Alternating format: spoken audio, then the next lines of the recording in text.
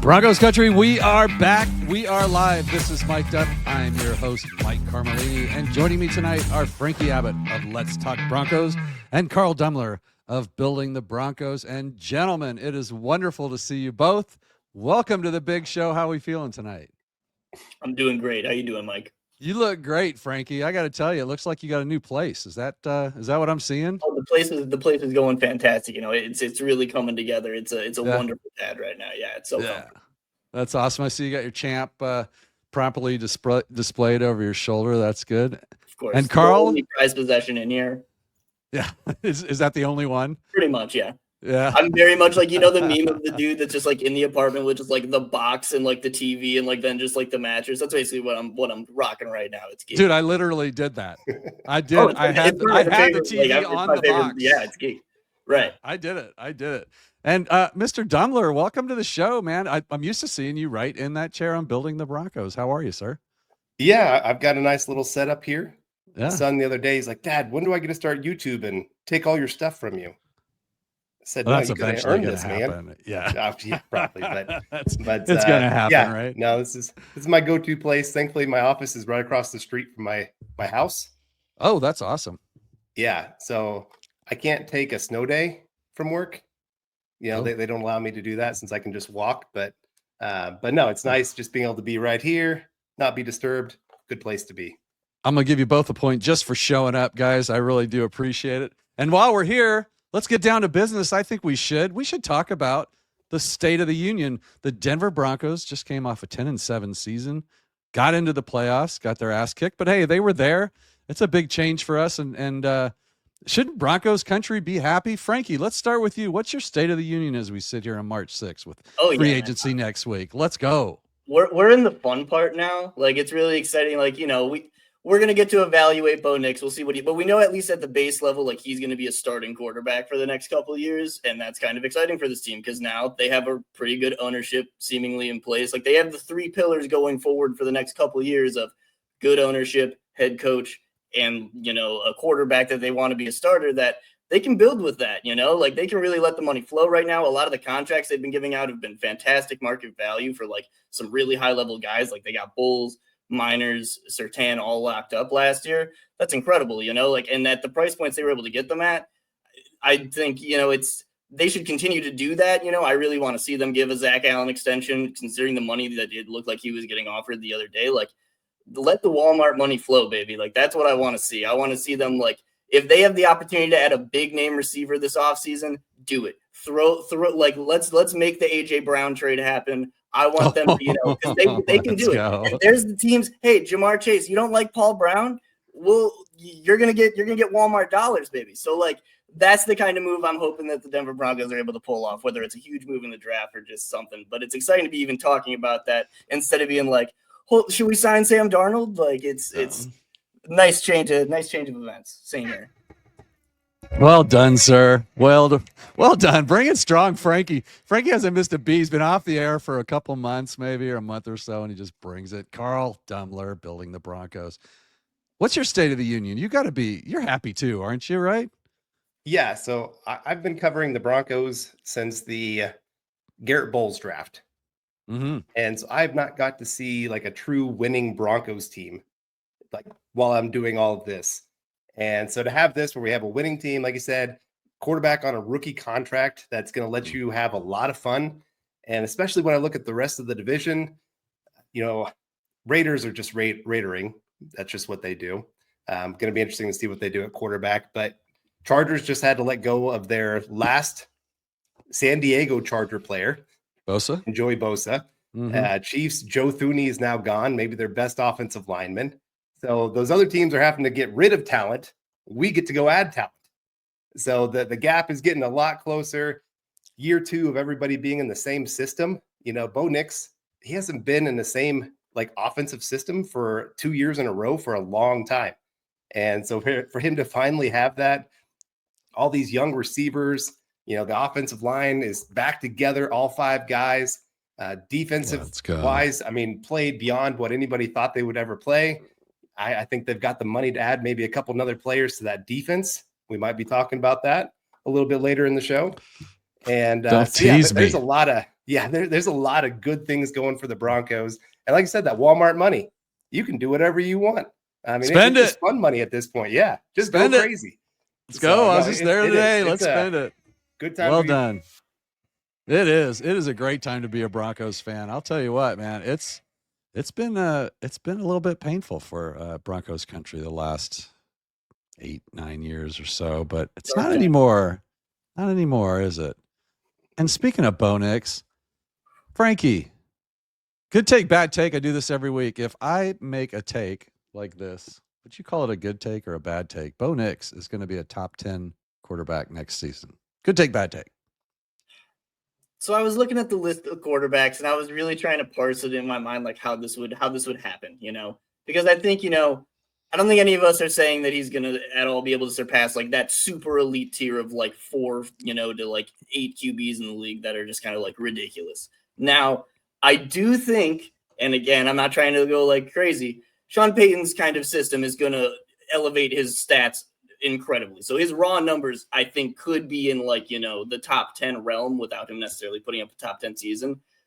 But again, it's probably like he'd be like really like the 13th, 14th, and maybe just getting like a bit of a bump.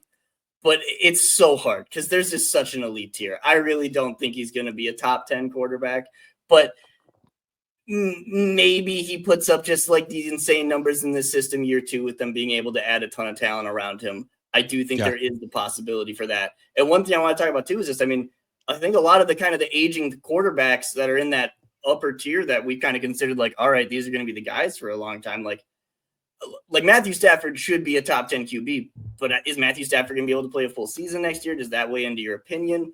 That takes kind of one of the dominoes out. Kyler Murray's kind of another guy that's kind of like, I think he could kind of be in that tier where you're kind of questioning it. And again, I think it's more about kind of lumping QBs together as opposed to having them, So, but that's my answer. I don't know. Yeah, I like it. I totally agree. I don't think we need him to be a top 10 quarterback, but I think it's interesting to hear the take. Carl, what are your thoughts on that? If I said that to you, if I tweeted that out, would you respond, I don't know, dude, or would you respond, yeah, he could be? I'm pretty close there with Frankie. It's tough to tell because after the top 4 guys, there's a big just kind of bunch of depending on what kind of season it is. Like Jalen Hurts. Where are you going to rank him? Right. Is he a top 10 quarterback? Is he not a top 10 quarterback? Right. I'd take him on my team, but I'm just saying. CJ Stroud had that great rookie season, but then sophomore slump. So there's a lot of guys right there that are just kind of lumped together. And the other part for Bo Nix is just the talent around him. I can't remember which analysis said it, but they talked about how this was going to be the worst group of weapons that he has in his career. And while that might be, I don't know if that'll be true or not. But you mean Broncos, next season or last season? This last season. Oh, okay, yeah. Yeah, with Cortland Sutton being, pretty much the only true wide receiver. Vele had a few moments, but he's rookie, made a few mistakes. Mims took him a long time to figure out how to use him. No running game really to speak of. So, if they get a run game, if they get a joker to add to this offense that can actually take it to that next level, if you get a number 2 wide receiver, or if you go crazy and go get Jamar Chase in a trade, like that changes my projection of what Bo Nix is going to be able to do this next year. You're still only as good as the players around you. Like you can elevate guys, but only to a certain level. Yeah. And so if you really improve the talent around him, yeah, he can go put up top 10 stats, no problem. I have no problem saying that. All right, so basically Frankie hates Bo Nix and Carl likes Bo Nix. Now, I'm going to give you an extra point for that, but I'm taking one away for saying Joker on my show. All right. I guess I forgot to tell you that I make up all these rules as the game goes, so welcome to that. I don't say Joker, I say Ace. That from Coach Mike Sanford. Changed my mind. We call it Ace and Gary. Who's the ace in this draft? Is there one? Tyler Warren, obviously, is probably a Joker ace. Carl, anyone else out there that you can think of that would fit that sort of ace bill? So probably one of my favorite players for the ace, Rashard Smith. Let's go. So this was a test, and you passed the test. I was reviewing my notes, and I had 2 words next to his name. Yes, please. That's what I put for my notes for this guy. You know, the great thing is he came into college football as a wide receiver. And he was an okay wide receiver, not great. But you move wide receiver talent to the running back position, and he shows that he can actually run the football, and he has great hands, can go run some routes out there. You know, they would move him out to the slot sometimes if they needed to, because he can do that. And so I just think Sean Payton gets a hold of this guy. He's going to become a household name. Everybody talking about him pretty much by year 2. He's going to be that guy. So he would definitely be at the top of my list of guys I want for the Broncos. Love it. Frankie, what do you got? What do you say to that? So, well, I'll be honest. That's a great shout. Brashard Smith was one of the top guys on. I made a little list of guys that was one of my top guys. He's fantastic. I think he would be a fantastic addition to the Broncos, and they wouldn't have to spend a super high draft pick to get him. But what other from me hyping up your pick? I'm going to pivot. I'm going to go away from the running back position. I'm going to instead turn into the tight end position. I think Colston Loveland is going to be a guy that could end up being that we can put this guy anywhere on the field and we can have him dominate that matchup type of player. He can really I'm not saying he's going to be Jimmy Graham at all, but he kind of has that separation ability that is not normal for his size. I think he kind of projects as an inline blocker, as at least a functional guy. I'm not saying he's going to be he's not putting up incredible blocking real highlights, but I do think you can kind of put him still in line, put him out in the slot, and you can even put him out wide if you need to. And he is just that good of a player that I think defenses won't really know what to do with him. He was asked who his favorite player was, I believe, at whatever all-star game he went to. He said he loved Jimmy Graham growing up. So I think that would be kind of a fantastic player just to have a real over-the-middle, intermediate, whatever type of weapon you want to have. And I think he's kind of pretty good after the catch as well. So I think that's kind of a thing where they've needed to improve at that for years now. Right. I think having a guy like that where you can have him take a screen, you can have him take kind of one of these, just shallow crosses and just have him kind of make a play and get deep up the field. He a good pick at 20 for the Broncos, do you think? It depends who's on the board, but I would be okay with it. If there's so many guys, a lot of people probably heard this isn't a fantastic draft. I think there's a very high chance that whoever gets picked in the first round, there's going to be a lot of people disappointed. The meat of this draft is going to be rounds 2 through 6, because Denver can still be able to add a lot of the positions they need, like tight end, running back, defensive line. They can kind of still bulk up at a lot of those positions on day 2 and early day 3. Yeah. That, again, first round pick, it can end up being a position that, we're all excited about, a tight end, running back, a different player. It's kind of a pick of the litter because, again, I think that it's really just who do you think is going to be that key difference maker? And I do think in this offense for Sean Payton, Colston Loveland can be a key difference maker. So, I don't hate to pick it all. Carl, you agree? I do. I've loved Loveland for a while. For a long time, I had him above Warren just because I think he could be a more day one impact guy because he's more a finished product coming into the NFL, especially coming from Michigan. And honestly, I don't think it's a reach at pick 20. Daniel Jeremiah and his recent top 50 big board had him at number 6. Yeah. And I think at the combine, even though he didn't do any of the drills, his stock went up just because interviews went so well. People saw him and they're like, this guy's a true legit 6'5", 250, and they're going to add some bulk and not have that hurt his athleticism.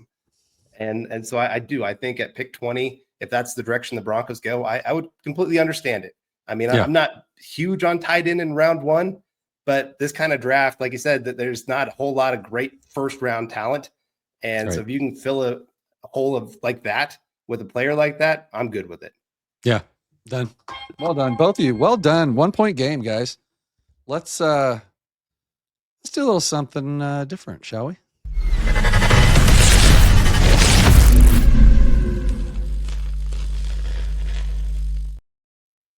Hope I didn't blow your eardrums out, guys. Time for a little famous Broncos. This who won the toss? Frankie, you got the toss. So here we go. I'm going to give you, hang on a second. Let's see what's that. Dreamweaver. Yeah. What's the position you'd be willing to spend the most Walmart money on in free agency? You guys got any thoughts on that for Jay? For me, I've got, I was going to say, I'm let's throw money at the D line. Yeah. It's already the most expensive position, so if they could just throw, again, even if it's just like keeping a DJ, I mean, I guess that's not free agency, but I wouldn't hate the idea of keeping DJ Jones. You can still add to that position group and kind of keep, I think, some of the guys that are still kind of doing their job all right. Yeah. Carl, what do you think on that too? Do you have any thoughts on that? I mean, I know you're getting blindsided here, but I would definitely support like a big D-line signing after watching what the Eagles did to the Chiefs in the Super Bowl. I'd be all about beefing that up, man. That game changed me, guys. That game changed my soul just a little bit, I'm all about weapons for Bo. When I watch that game, I'm like, D-line, let's go. Nick Hindle called it. Yeah, it was kind of funny before that Super Bowl. Any mock draft that had anything but tight end or running back, people were going crazy, going, how dare you think of that? And then Super Bowl happened, and I guess D-line could be fine. I also wouldn't mind spinning at linebacker just because that position group was so bad down the stretch. You get two of them. You probably get two really great linebackers for one really good defensive lineman as far as bang for your buck, right? You could rebuild the whole room. There's a thought. Oh, you know what? I'm going to dole out some points for that. You guys both get points for that. Well done. Tie ball game. Let's all right, I'm going to show you a picture of a player. I can't even remember what I did. I don't have my notes. I think it's quarterbacks, guys. We're going to look at some quarterbacks here. Oh, that's not a quarterback picture. Somehow that ends up on my show every night. I apologize for that. All right, Frankie, you're up. Here we go. All you got to do is name the player. Paxton Lynch. You know what Paxton's patch is? No. Carl, do you know what Paxton's patch is? The pirate patch? Nope. Oh. Paxton's patch. All right, so there's a mark on the wall in the back of the indoor field where he overthrew the end zone by like 20 yards straight up in the air, and he left a mark on the wall. It's called Paxton's patch. That would have been a bonus point, and you needed it, Carl. Down by one. This one's you. Easy peasy. Oh, my goodness. I am terrible with names. Love it. Give me a second here. Gosh, dang it. 5 seconds. Minnesota Miracle. Dang it. I'm sorry. Frankie, you want to steal that one? It's Case Keenum. Case Keenum. I'm sorry for you, Carl. I feel so bad for you. I didn't know you weren't a name guy. You're screwed now. Yeah, Nick always makes fun of me. This is going to get ugly. I love it. Here we go. This is for you, Frankie. Kendall Hinton. That's right. Hall of Famer. Kendall Hinton. All right, Carl, here we go. I'm going to help you out this time, though. I'm a benevolent host. Brock Osweiler. Yes, sir. Let's go. He pulled my name out. He's back, baby. You are back, Carl. That was a 3. He had a 3-pointer right there. That was from deep. Yeah, that's deep. Here we go. Let's go. Frankie. It's Drew Lock. I don't make these hard, guys. I'm just trying to have fun here. Yeah. Trying to have fun. 3-point game. Let's go. Carl. Trevor Siemian. Yes, sir. Yes, sir. You know names? Act like you don't know names when you know names. You're a name person now. Ooh, Frankie. Who that ninja right there? I got no idea. I bet Carl might know who that is. Carl, would you like to try and steal that? Before you do, if you steal wrong, you lose a point. You're down by 2. Is that Kubiak? That is Gary Kubiak. Let's go, head coach. Former backup, drafted in 1983, I think in the 8th round of the draft. We didn't even draft Elway. We drafted him. Isn't that crazy? All right, here we go. That's a tough one. Carl, that's yours. They get harder as we go. I apologize for that. They can't all be cupcakes, guys. You play the game to win. Oh, no. You play to win the game. There's a quote there somewhere, and I can't remember what it is. Craig Morton? That is not Craig Morton. He was number 7. Frankie, you have any idea who that is? This is a really random one. Don't guess wrong or you lose a point. Oh, I can't guess wrong. I was going to say, you can guess wrong, but you lose a point if you get it wrong. It's not your question. I told you I make up the. It's Steve DeBerg. Steve DeBerg? Yep. DeBerg. DeBerg. Yeah. How was he? Was he good? All right, if you were paying attention, yeah, he was all right. If you're paying attention, you might know who this is. Frankie, this is yours.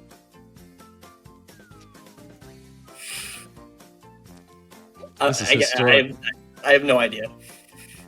Carl, would you like to steal that? Craig Morton. It is Craig Morton. We have a tie ball game. Let's go. I knew this was going to be a good game. Man. All right, do I have any left? Oh my gosh. Carl, this is for you. I think this is the most random one I've got. And the number I don't expect you to get it. It's 15. Okay, so it's not 18. Otherwise, I'd say Frank Trapuka, but I have no clue on this one. Uh-huh. Mm-hmm. Frankie, you don't know this one, do you? I have no clue. I'm not nothing. I believe this is Marlon Briscoe. Yeah.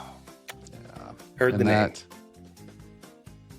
He's historic. All right, good job. You guys ended up with a tie. Quick announcement before we move on. Monday night, a special edition of Monday night. Sarah Bettinger, Locked On Broncos. Zach Seegers, Let's Talk Broncos. That's going to be a battle royale. Can't wait for that one. Guys, you guys did good, man. I'm actually not like shocked, but some of those were kind of tough. And, you know, when the pressure's on, you feel the heat. You can't think of the name. I would have accepted Case Keenum, Case Keesum, and I forget what else Elway called him, but I would have accepted any of those. That would have been fine. Let's get caught up here. What do we got? Fanatic Tag. Let's go, Frankie and Carl. Who's better fit in Peyton offense, Juwan Johnson or Evan Ingram? Ooh. Frankie, do you have a thought on that? I think Evan Ingram's... I'm going to go Juwan Johnson just because I think so much of it is just Sean Payton's trust in a guy, and we've already seen Juwan Johnson play multiple years in the Sean Payton offense. Absolutely, yeah. I'm going to go with that one. I agree. Carl, what do you have to say? I would go Johnson as well. I think he's got a few more years left in him. Obviously, he's a few years younger. I think he offers a little bit more in the blocking department, and I think he's going to be cheaper too. So I think that adds to it for me. Yep, I agree with both of you. Good job. Thanks for the questions, guys. All right, let's move on, shall we? Let's just hit some of these just real quick here. I think we're doing pretty good on time, but let's hit some of these real quick. Did you guys bring in Najee Harris or Aaron Jones for a look at all? Carl? Aaron Jones, I would definitely give a look. Both these depend on the contract for me, but he's a guy that raises the room. He's actually a very all-around running back. Like, he can help in the passing game. He's a decent blocker. He was a touchdown machine. You know, when you need to go get a touchdown, he can go get you one.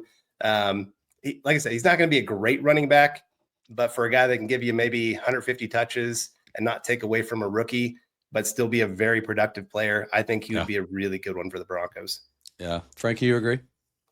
I do. No? I actually really like Aaron. Aaron Jones can be kind of that like not, you know, again, everybody wants like an ace as in like, oh, it's going to be a superstar player. They just need kind of anyone to fill that role. They do not have really anyone in the running back room that can create out of the backfield outside of just like, you know, the random swing to Jaleel McLaughlin where he's able to make somebody miss. So they need to have somebody in that backfield. It doesn't need to be a superstar player. Yes, I hope they're able to add one. But again, a player like Aaron Jones can completely fill that role. He was split out. He's been split out wide for Minnesota multiple times. Their offense was so fun to watch with KOC. There was times in the red zone where they're putting Justin Jefferson in the backfield, putting Aaron Jones out on DBs. It was disgusting. Sean Payton can do that stuff. So, like, being able to kind of have that mixed match, I think, is a possibility. I think here's the thing. Here's the thing with Najee Harris. I think there's a world where Najee Harris can be fine as like a situational, like David Montgomery type back for this offense. I think if he was a guy able to be a short yardage guy, you're not giving him a big contract. You're not giving him like a Saquon Barkley level deal at all. But if you can nobody's getting that deal years as just a floor raiser for the room, this is not your massive play. Again, this can just be, all right, we've got a guy back there. I don't really care if, you know, our room was so bad last year. We need to at least have a guy that we can trust to tote the rock however many times and he's not going to throw the game away. I don't think it's going to be a net negative giving him the ball. I also think that, again, not trying to put it in the world of Saquon Barkley, the Steelers' offense for the past, since a couple of years before Big Ben his body gave out on him, has been kind of tragic. It's been pretty bad. Their offensive line has been a mess. Their quarterback play has been a mess. Their offensive coordinator situation, up until Arthur Smith, who I actually think did a fine job last year, it's been kind of a mess. So I do think that there is a world where you put Najee Harris behind a slightly better offensive line, have him be, again, a rotational option that's just kind of your short yardage guy. Again, a big thing with Najee Harris that I think Sean Payton's going to love. Najee Harris doesn't fumble the football. Like, Najee Harris, I think, has 2 fumbles. It might be like 6 career fumbles on, how at 1,300 touches. Like, this is a guy who doesn't put the ball on the ground. So, again, it's not about exploding the ceiling of the offense, which I think they can do in the draft by adding players, again, throughout the entirety of the draft. This is about a simple move that would raise the floor. But, and I'm sorry, I'm going on a little bit of a ramble here. A big part of this also comes down to if they're going to continue to be this very zone-centric team, in which case, do not bring in Najee Harris. Right. Don't do that if you're going to keep doing that. If you're going to actually lean into the gap stuff that I think that for some reason they just haven't done for the past couple of years, like last year, it was kind of like, dude, anytime you kind of run any of your trap stuff, you're getting one of your biggest carries of the season. Yet all game we're making Javonte Williams run outside zone and pick out lanes, and he's not that good at that. So I think, again, if they're going to actually lean into what I think the offense is kind of built a little bit more to do, not so much of, I think, the Shanahan stuff they've been kind of looking like a little bit the past couple of years, I think there's a world where Najee Harris can be a fine back for this offense. But it's kind of a question of if they're willing to do that stuff. Yeah. Yeah, I agree. They have to change the offense a little bit. At least the running packages would have to change a little bit. But I'll leave that up to you, analysts. Any last thoughts on that at all, Carl? Do you agree with Frankie? I really am good with either. Like I said, just having the floor be what it is this last year. I mean, either of these guys would be better than any of our running backs that we have right now. Absolutely. Yeah. And so that's a nice thing to have for the Broncos. And so it gives you a little bit of a running game, gives you a veteran. They can help train up the rookie. That'll be a big thing just to teach him, hey, this is where the offense is going. It's a guy that you can trust in those big moments. Third down and short, you could have Najee Harris or Aaron Jones go in and pick up those yards for you. And so it doesn't have to fall all on the rookie of saying, hey, our success or failure this season is in your hands. No, it doesn't have to be that way. It could be that veteran presence. And that's why I'd love to see it for the tight end position as well. Have that veteran, have the rookie, have them be able to mix and match and just be able to know you're going to be okay if the rookie's not quite ready yet. Yep. A Broncos team that was 6th in yards before contact and 30th in yards after contact. It tells me we need a running back. Let's touch on the D-line class in this draft. Have you guys had a chance to look at this D-line? Are there it's deep, isn't it? Isn't there quite a few? Is this a good one? Frankie, what do you think? It's pretty ridiculous. Yeah. It's littered with talent all throughout. And there's kind of you can kind of pick your favorite type of defensive lineman or type of kind of pass rusher or whatever. If you want more of these tweener guys that, you're kind of playing as a 3 to 5 technique and they're just kind of trying to do kind of like that Draymond Jones type role. Right. There are a lot of those. If you want a really big body to just sit right in the middle of a defense and just eat up blocks, there's a lot of those. If literally everything, there's a lot of talented edge rushers in this class, I think, as well. Not necessarily, I think a lot there's the Abdul Carters at the top. I think it does kind of drop off pretty heavily after that, but it's pretty deep. I think there are guys that are going to be at least quality, rotational players or starters in defenses getting down to into day 3 at the edge position. Yeah, so I think so too. Mm-hmm. It's a fantastic class. I think it kind of, it's really tough because Denver, I think, they need to kind of upgrade at the position, but they already kind of have so many of the spots spoken for. So, again, and another thing I want to kind of, this is a random thing. I think a lot of us want to see them upgrade kind of that, interior of the defensive line. They got absolutely run over in the Buffalo game. You need to have more kind of stoutness in the middle of that. No offense to any of those guys down there. That's not really their game. DJ Jones is good at it, but when you have, multiple 700, pounds of duo blocks coming at him, it's kind of tough to stand up to.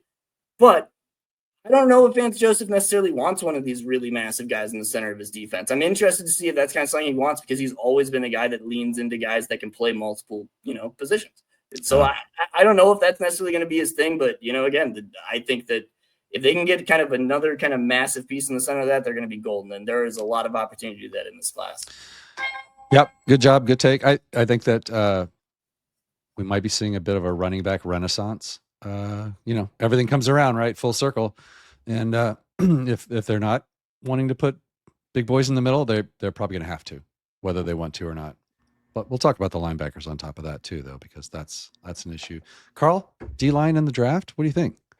Yeah, it's becoming a more and more important position. Like I said, teams are spreading people out and then running the football. They're getting you light. Yeah, those exactly. linebackers are getting tiny. So you need those big guys up front that can hold up even on some double teams. And like I said, Vance Joseph, he likes those guys that can get into the backfield, make plays, be aggressive. So he's not as much of a two-gapper kind of guy. But I think it would be good to add a couple of those. I'm sorry, that's the way the league's going. And you've got to be able to be multiple in that way when you play a team like Buffalo that wants to run the football and just bully you. And right now the Broncos don't have that bully back that can just say, nope, we're not doing this. Adding like a Tyleik Williams from Ohio State. That guy probably had the best playoff run in college football this last year.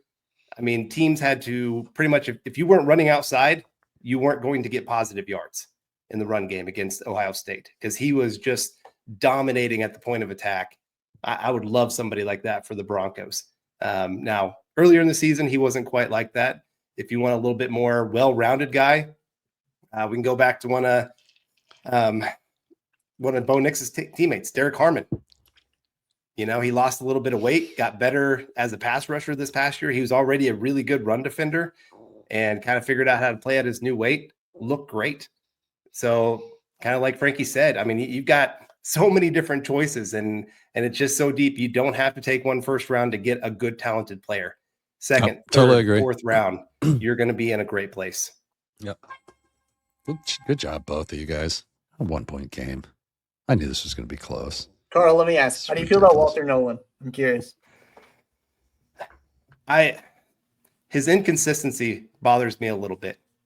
I mean, when he is locked in and really just wanting to go do his thing, I mean, he can win every single time.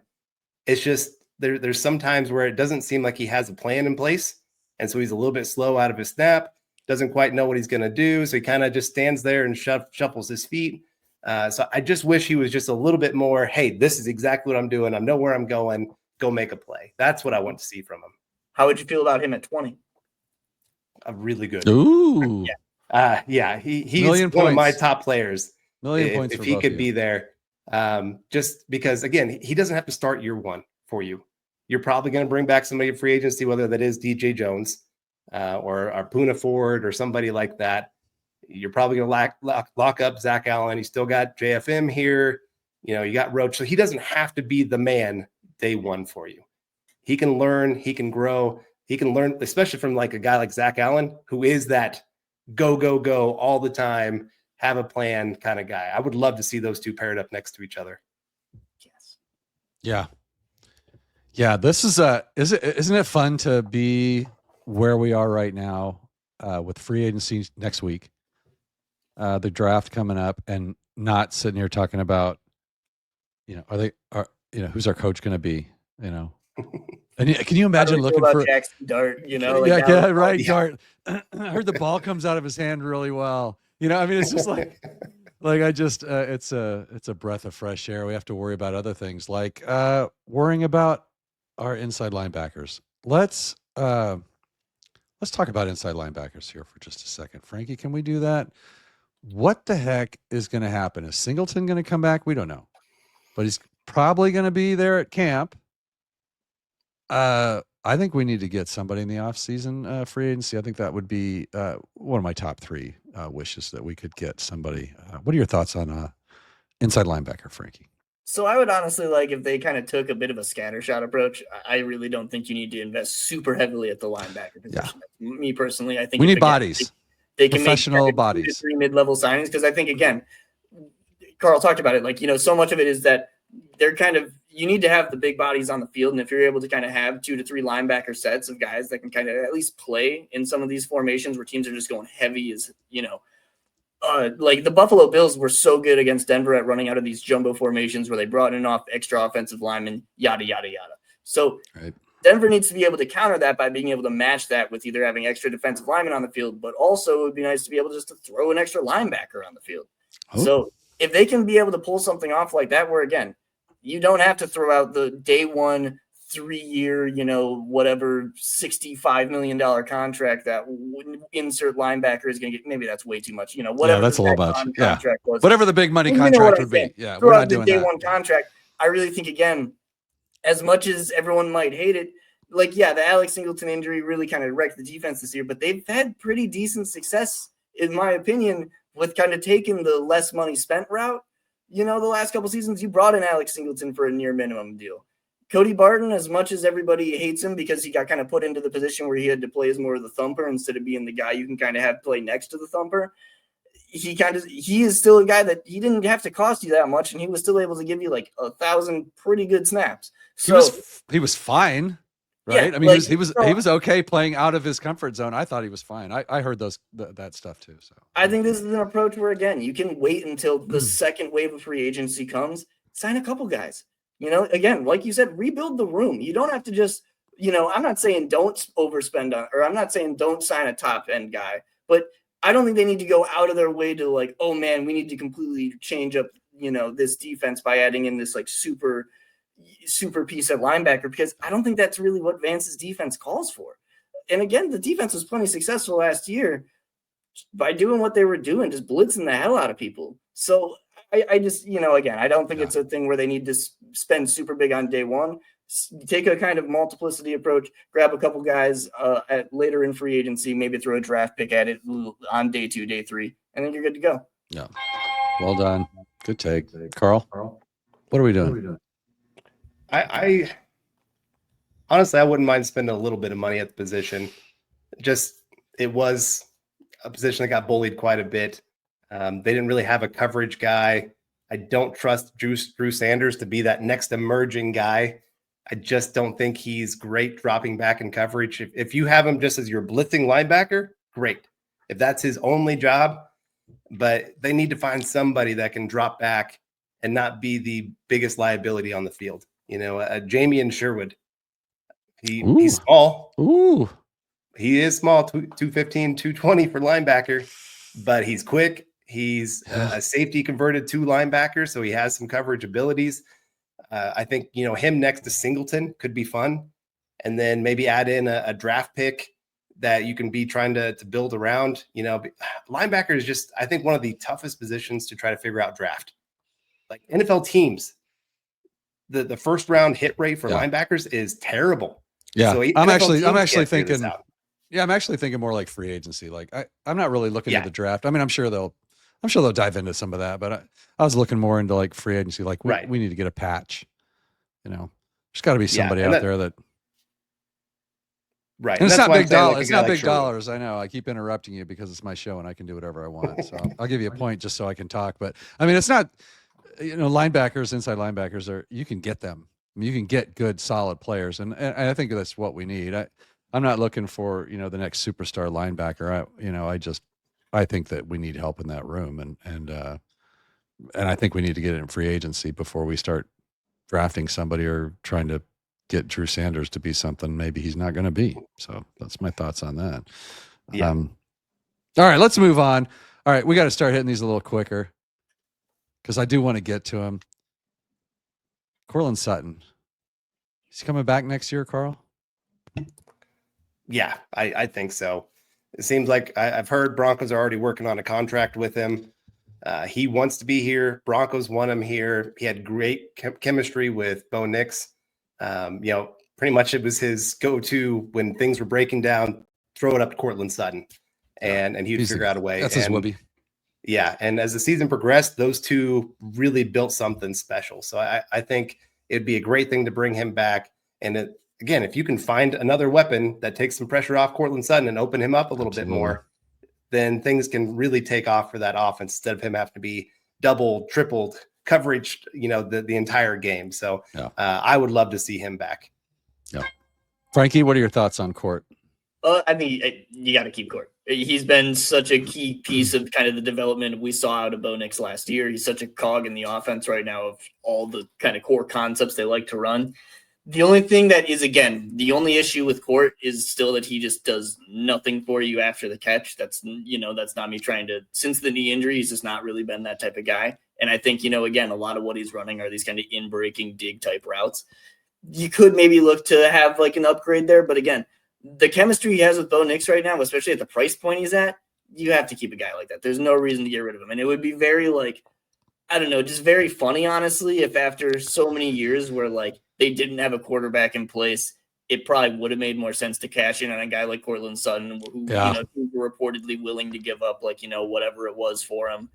That now that he actually again looks like he's clearly found his role. He is a very good separator. I really do enjoy watching how Cortland Sutton game has evolved since he was just truly this animal. He was an AJ Brown type of receiver the first few years of his career. He's kind of really molded his game into just being such a different type of deep outbreaking separator, able to kind of just break down corners deep down the field. He's always been so good at just getting guys on their back heel and just snapping off routes, and just watching him kind of refine that level of his game. This, a random take. I've always thought him getting to play with Judy was probably something that again, I know Judy isn't always loved by the fan base, but it's probably pretty good for Cortland Sutton because you practice with Jerry Judy every day, you're probably going to get better at running routes. And I think we kind of saw that throughout Cortland Sutton's career. So, yeah, you got to keep Cortland Sutton. You got to keep him at his spark point. Yeah. Yep. I agree. That's Bo's guy. He's got to come back. David talks Broncos. Hey, David, do either of y'all have a day 3 sleeper you'd like the Broncos to select? Ooh, sleepers. Do we have any sleepers in the back of your mind? That's a pressure question, I've got David. one. I'm gonna throw out a random juicy sleeper, and this is his name is Carson Vinson. He's an Alabama A&M tackle, and this is a guy that Zach Strief is one of the better offensive line coaches in the NFL. I'm willing to kind of put my hat on that right now. I don't know if he's whatever you want to say, but it seems like he's very good at his job. We've watched him do an incredible job with the guys he's had the last couple of years. Anyways, I would like to see that guy given as many just freak athletes in the late rounds as possible. It's kind of how I felt the past few years with their defensive backs coach as well. I mean, honestly, it's a strategy we use with Jim Leonard as well. Let's give these guys the freakiest guys to develop throughout a couple of years. And I think, again, their tackle room, they have locked up for a little bit, but it is kind of one of those positions you want to invest in early. You want to be prepared for when you're not going to have Garrett Bowles or Mike McGlinchey in, a couple of years, maybe 3 years down the line when they might, not be the same player they are right now. And that's because of natural aging. So I think it is kind of one of those things where if you're able to chuck a day 3 pick at a guy like this, who, again, I got to meet him down in Mobile. He was a guy I talked to. Fantastic dude. His dad was sweet. This dude shook my hand and almost broke my pinky. The first thing I said out of my mouth as I had my recorder up to my hand is, Jesus Christ. So that guy, especially, he's 6'7". He measured in with 34.5-inch arms. This guy has vines. His wingspan is ridiculous. He has smooth feet. Again, he's a guy coming from a low-level school, kind of like we saw, or not a D1A school. Seeing a guy like that, like Quinn Miners is kind of a guy like that playing at Whitewater. If you can have a guy like that get to develop a little bit and be a guy that, hey, we have an option now, maybe this guy can work out in a couple of years for us, and we don't have to a couple of years down the line say, oh shit, let's throw whatever contracts are going to be in a couple of years, $70 billion at an offensive tackle in free agency, or draft one super high. Invest in that stuff early. Get ahead of the curve a little bit on that stuff. That's how we see successful teams like the Eagles be built. They get ahead of positions like that and just keep adding to the trenches. So that's my shout. Let's go. I love that. Carl, you got somebody out there in your back pocket? So I'll go a later day 3 running back. PFF has him ranked in the 200s right now. LaQuint Allen of Syracuse. This guy, if you're talking about an ace that could be a great receiving option, I think he led all running backs this last year with 64 receptions, over 500 yards receiving. He can also help in the run game as well. I think he had 20 touchdowns. So, I mean, he's a touchdown machine. He just finds the end zone. And I don't know why people are still down on this guy, because I watched him and I just, Like my eyes were lighting up every single time this guy touched the football. So that would definitely be one for me. Love it. Love it. Great job, both of you guys. Let's Let me say reset the something about board. LaQuinn Go Allen. ahead. Can I say something? Okay. We got to see LaQuinn Allen down at the Senior Bowl too. He was fantastic. And what's cool about him, and I think is so the Broncos, it's not exactly their running back coach. Maybe it's like one of their run game coordinators. I can't remember exactly what coach it is. I'm flubbing that completely. But me and Jacob Romano, another person on Twitter you guys should go follow, we got to talk to the Broncos running back coach, or one of the guys on staff. Again, I don't remember exactly what role he's got. And one thing he commented to us on was like, hey, like, you want a guy, if he's going to be kind of this receiving option for Sean Payton, you want a guy with a little bit of size. Like a guy they were really interested in was LaQuinn Allen, and Donovan Edwards was actually another guy who was like, this is a guy that's got a little bit of size that we can, again, put out wide and not have to worry about. Like a guy I really like is Bashal Tootin. He's a guy that I really like and I think could play that Joker role, but then I'm kind of like, man, I don't know if Sean's going to kind of want one of these kind of, maybe Darren Sproles-esque guys. I don't think that's kind of what he wants, but whatever, that's completely besides the point. I just wanted to shout out that LaQuinn Allen's awesome. And again, he kind of fits that mold of like he's got good size. I want to say he's 6 foot or 6'1" as well.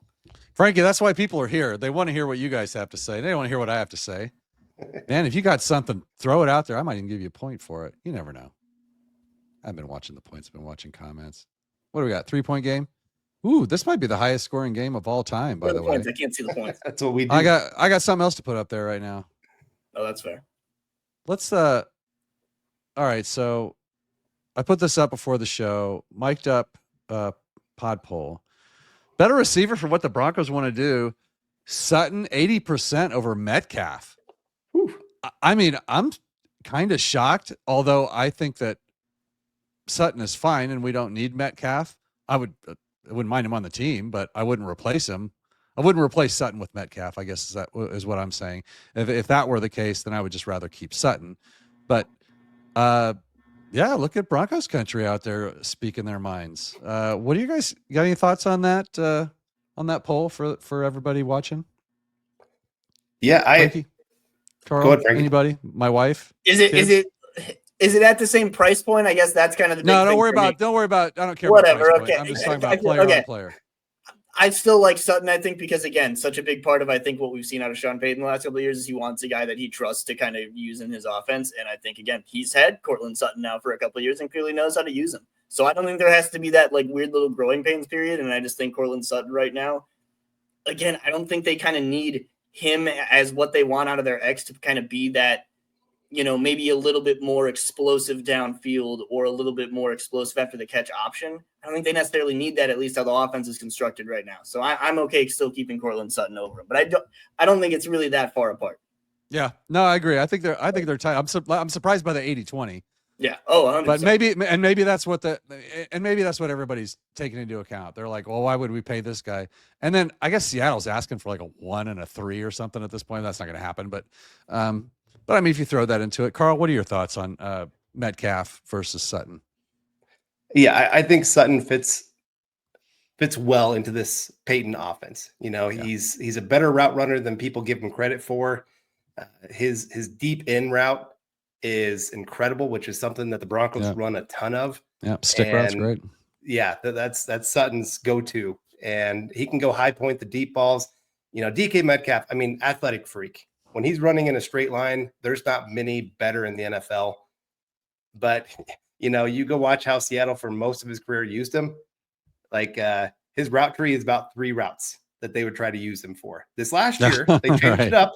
They did change it up this last year with the new coaching staff. No, we don't. Tried to do a few more things with him. They tried to run some screen passes with him. That didn't work great because he just doesn't have that like immediate speed that you really need on those screen passes. But I just think, especially with the trade, what you would have to give up, then you're gonna have to pay the guy. I just would rather keep Sutton around, keep that chemistry going, have a guy that knows the playbook. You don't have to teach a new guy and have him kind of get used to it and build as the season goes. It's already built in. I think Sutton's the better choice. Yep, I agree with both of you guys. I think we're all in accord, and it looks like Broncos country agrees with us. So, having said that, there's only one thing left to do.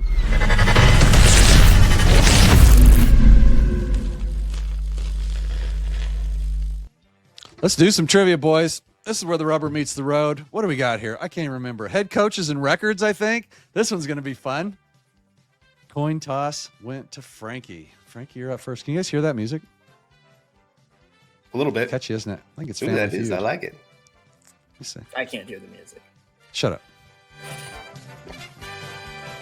Okay, now I can. Frankie, Abbott. 2020. This is so easy. Cupcakes first. 2024 record. And who was the head coach in 2024? They 10-7 last year. Sean Payton. Yeah, see how easy this game is? This That game's was so weird. easy. Huh? Like, is it a trick question? Like, everybody wants to know if they're trick questions. They just start easy. They just start easy. Here we go. Carl Dumler. Yes, it was 10-7, Peyton. It's for you. 2023 record and head coach.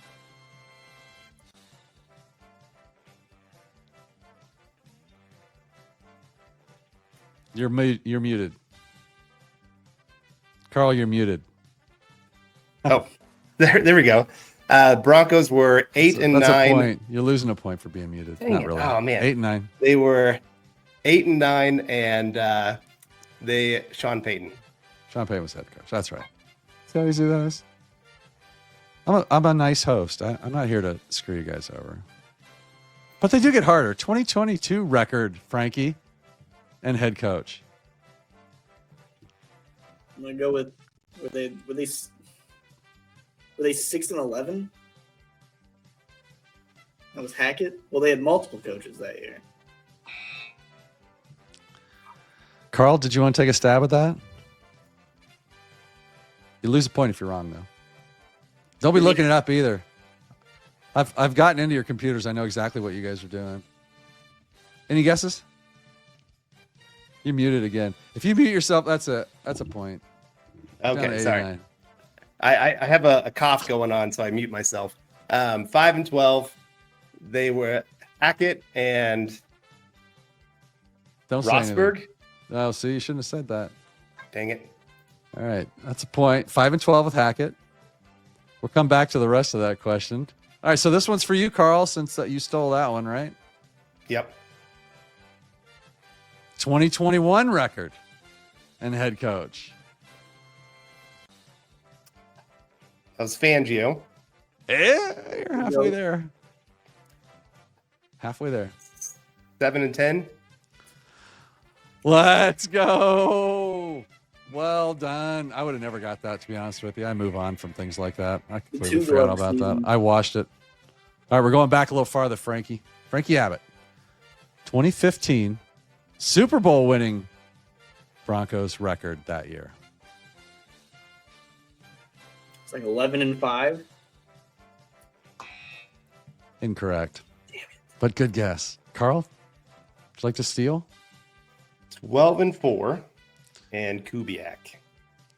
Answer was 12-4. Well done. All right. All right, Carl, you just scored at the end of the half, and you got the ball first in the second half. So here's for you. 2016 regular season record. The Trevor Siemian era begins. So the last winning season before this year. Last Kubiak season, too. 9-7 and Kubiak, yep. 9-7. Kubiak wasn't part of it, but I gave it to you anyway. Takes the lead by 1 point. Frankie, come on now, Frankie. I really want you to get this. Frankie, this is your question, correct? How many games did Hackett coach before he got canned in the season? 12. No, I'm sorry, that's incorrect. Carl, do you know? Was it 14? It's 15 games. Tie ball game. 4-11. God damn. Watch your mouth on my show. My daughter watches this show. It's not true. She doesn't watch the show. Don't worry about it. So we discussed this earlier, but it was actually you, Carl, that discussed it. So it's okay. Who took over as interim head coach that year? That Rosberg. Jerry Rosberg, who somehow miraculously Broncos fans fell in love with and wanted him back as their I like head Jerry coach. Rosberg. And it's funny how we fall in love with mediocre coaches when they come out and they're a breath of fresh air and they win a couple games for us. We're like, sign him to a 10-year contract. Let's go. But it's a little early for all that.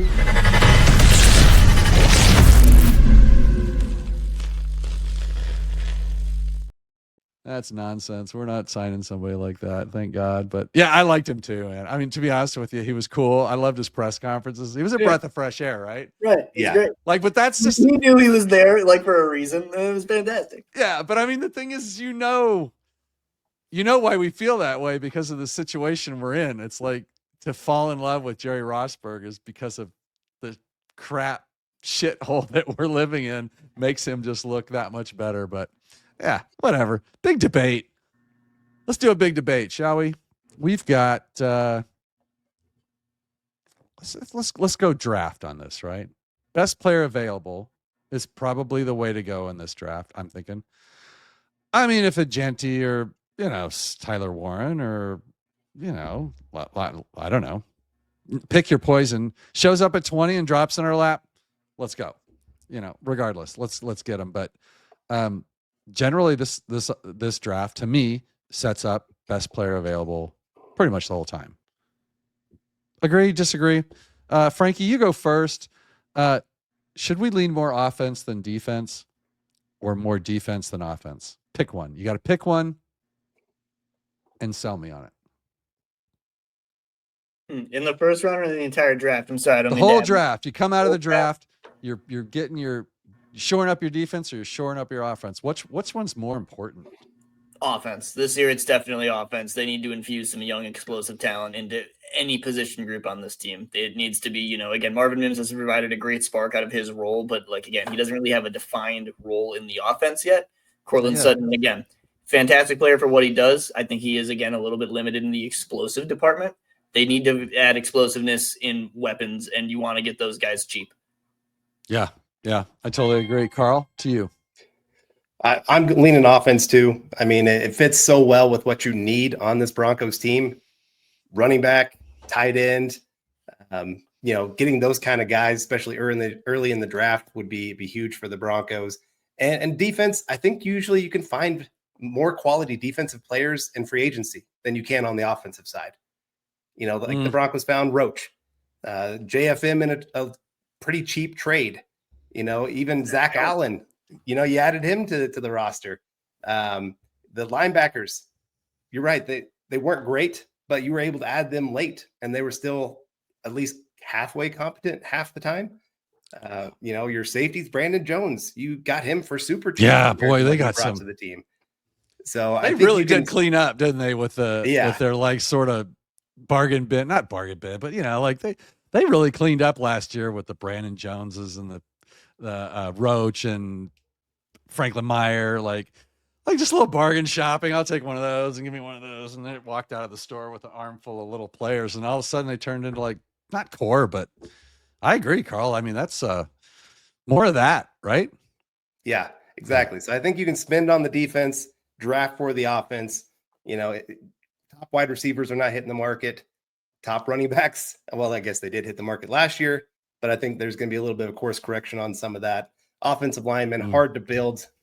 It's hard to buy an offensive line in today's NFL. If you've got a great tackle, you're paying them. Even guard, center, you're going to be paying those guys for the most part. And quarterback, of course, you're not getting rid of that guy. So I'd rather draft for that side of the ball. Yeah, Frankie, more thoughts? Offense still? So I was talking out of it too.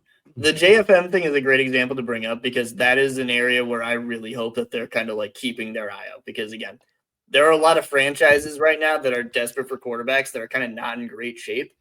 And they aren't going to get, again, Cam Ward and Shedeur, I think, have the opportunity to be plus starters, but it seems like teams aren't really as in love with them maybe as the rest of, whoever is. There isn't a great option in free agency. There are going to be a lot of teams left over this year that are just kind of going to be mailing it in. Those teams have quality players that Denver has the ability to pay because, again, any guy that has bonuses on his stuff, that does not matter for Walmart money. They can handle it. They can kind of deal with contract stuff, they can kind of rework a lot of this stuff to kind of figure it out. Where, again, a contract like JFM's for a team like the Jets that, again, they were kind of not in a great situation cap-wise. Okay, we can figure that out. They need to be looking for deals like that, I think, all of the time, because as great as draft picks, are, I do think, again, they want to spend as much as you can. Invest in quality, I think, over quantity is going to be a really big thing for them. If you can get proven talent, like the Christian Kirk trade for today was a great example. Christian Kirk for a 7th-round pick, I would have been stoked for Denver. I would have been sick. They got another guy that can do stuff that they need in the receiver room. He's kind of a role that Denver doesn't have right now. 7th-round pick. Who really gives a shit? I'm so sorry. Who really cares? Stuff like that is kind of all right, cool. I think if you can kind of look for deals like that, Denver should kind of be on the phones all the time for something like that. Yeah. Carl, last thoughts. Yeah. And you look at where players are hitting the market right now. You got a lot of defensive linemen that are getting cut right now. Jonathan Allen might be hitting the market here pretty soon. So, he's still got some years ahead of him, possibly. No, you're not a big Jonathan Allen fan? Frankie with the cloud. But, there's a lot of great safeties that are hitting the market this year. So that's, again, where you could upgrade for the Broncos. A few linebacker names that I really like. So Broncos got some great opportunities to really upgrade, even compared to the deep. Like, they had a top 5 defense last year, and they can still upgrade from what they had last year. And then you can hope that a couple of your young guys develop. Riley Moss able to stay healthy and become something a little bit more. Your defensive lineman, maybe them, Jonah Ellis on the defensive line there. I mean, he showed some glimpses of some promising things for a 3rd-round pick. I'm excited to see him in year 2. I really think of the young guys that I'm most excited about, he might be the top of my list right now, just because I think he really could be that next big player to emerge for the Broncos. So, Broncos have some great opportunities there, especially on the defensive side, to really make this a top 3 unit that teams have to fear. Guys, you filled the bill exactly what I thought you would. I'm not going to declare a winner. It's too freaking close. When I'm within 2 points, I'm just, let's just nut it up at 98 and call it good. That's a great show. Great job. I did say that we would pick 2 players that would put us over the edge. That's for happy birthday, Mike. If you got on the offensive side, if you got Genty and Warren, what would that do to our offense? It would make it a top 5 unit, I think, next year. Whoa. I almost give you the win just for saying it. Genty in the run game. Oh my gosh. I mean, the fact that teams would have to respect that and, loading up the box to try to stop him. His ability in the pass game as well. It's an underrated part of his game. I know everybody talks about what his running skills and bouncing off people, but he's got some hands too.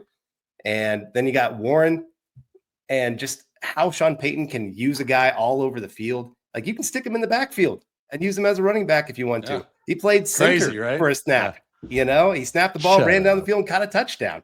So it would be fun to see what Sean Payton would do with a guy like that. Not every offensive coordinator or offensive-minded guy out there can use a player like that. Sean Payton can. So, yes, it'd be a lot of fun. Yeah. And I know it's not a real question, but Frankie, answer it anyway. What would happen? Echo that. And it was funny. So when we were talking about the ace earlier in the draft, thank you. I got to give you. That's it. He called it an ace. That's it. As Carl mentioned, he can be that weapon out of the backfield, and this guy is just so dominant after the catch that, if you get this guy matched up on a DB, he'll figure out the route running as he goes. But it's just a dangerous proposition for the defense. So he is a guy like that I think, again, you'll work on the route running as it comes. I think, like he said, the hands are actually something that are more of a plus than people give credit for. And he's great in the one thing that's awesome about a lot of the backs this year. None of them are really that – well, some are bad in pass pro, but there's a lot of quality backs in pass pro at the top. Really, none of the guys I was watching, I was like, oh, this guy sucks. I was like, damn. Even some of the smaller guys, like Travion Henderson, just beats up people, which is pretty cool. So, really, I think that there are a lot of options there. But, adding a guy like that to the backfield that, again, you want a guy that can run out of multiple schemes because Sean Payton's offense runs everything. cool. Now you've got a back that can do that. He's operational in zone, and I think he dominates gap stuff. So awesome fit. And then Tyler Warren, like you said, rotational piece that you can have all over the field, can work as kind of your tight end kind of in tandem with guys. Like I think he can work out where if you're trying to be a team that's running out of more 12 personnel, which Denver, it seems like wants to be, but just kind of hasn't been able to be, have him kind of lined up with, Troutman, whoever they sign, whatever. That's going to be a pretty good blocking unit on top of everything else in the run game. And it's just going to be a really dominant thing down there. And then you can kind of work the pass game more out of that. So yeah, no, that would be a massive boost. And you said, Carl, didn't you say that, was it Warren that you were talking about? You said like actually played some center, like lined up at center. Is that who you were talking about? Yeah. in the USC game, he snapped the ball at center, but he was also still a receiving option, because he was the last guy on the line. Oh, okay. So they like a trick play thing, line up, but weird formation. So he snapped the ball, ran down the field, caught a pass in double coverage for a touchdown. Yeah, I was trying to figure like in what scenario would that have made sense, but okay, it makes a little bit more sense now. Yeah. Okay. Well done, both of you guys. Frankie, Abbott, let's talk Broncos. Carl Dumler building the Broncos. How's Nick, by the way? Nick Kendall doing all right? He was on a few weeks ago. Well, that's my guy. You guys, driving along. Let's go over that real quick, and then we'll get everybody out of here. You guys, what are your schedules? What are your days? When do you guys do this show, Carl? You and Nick. So we do Tuesday nights for building the Broncos. Okay. And it seems like Tuesday nights seem to be when all the big Broncos news comes out. So it kind of works out well for our show. Yeah. Mm-hmm.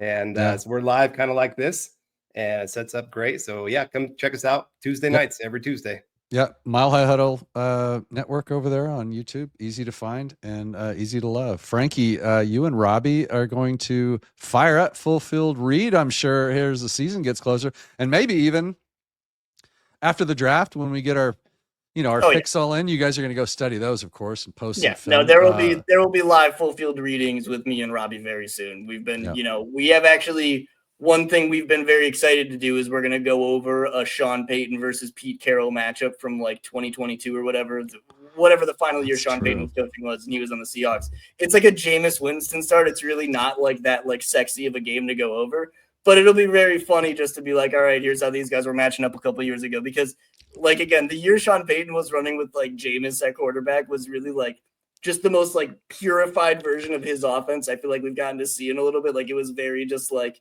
again, obviously the Drew Brees years were a completely different thing, but watching him just be like, all right, I have to figure out how to make this work. And just like watching that it's a good time. So we'll get into that. I know Robbie's been going really deep into some college prospects and a lot of free agent guys. I have as well. Yeah. So we'll be getting on all that stuff. Make sure you're checking out the Let's Talk Broncos people in general too, because all of them are fantastic. And Yep. Two of the two of my favorite and biggest Let's Talk Broncos, Mile High Huddle. Both those networks, just a ton of talent. And there's a lot of content out there, but there are great shows and great hosts on both of those networks. Some of my favorites, as you know, if you've been following me and my ratings, you've all been ranked on those, and you deserve them because I love you guys. Benevolent. We love you. Guys, this was a great show. Thank you so much for coming in. Frankie, you know what? I'm giving you the win. I was gonna do a tie, but Frankie gets the win. He called it an ace and not a joker for the bonus point at the end. That's what it comes down to. That's all it comes down. I make up the rules. That's a good way to wrap it up. Full circle. That's how it happens. Full circle. It all came full circle. And this is also our longest show ever. So it's another mic'd up record here. Frankie, what do you have to say to Carl Dumler, who fought so valiantly towards the end? Any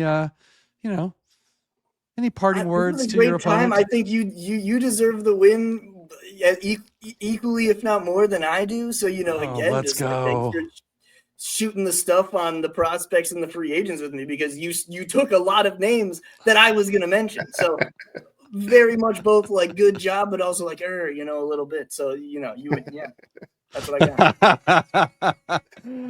All right, guys. Thanks again. Let's get you guys out of here. Once again, thanks to Frankie, Carl, for coming on the show. Broncos Country, thank you for watching, liking, and subscribing to Let's Talk Broncos, Mile High Huddle, Building the Broncos. And, of course, this show, it helps us out a lot, especially when we're starting out. We're taking off, man. This is crazy. What is going on here? I will see you guys Monday night live with Zach Seegers and Sarah Bettinger. Until then, though, go Broncos and good night. Thanks again, guys.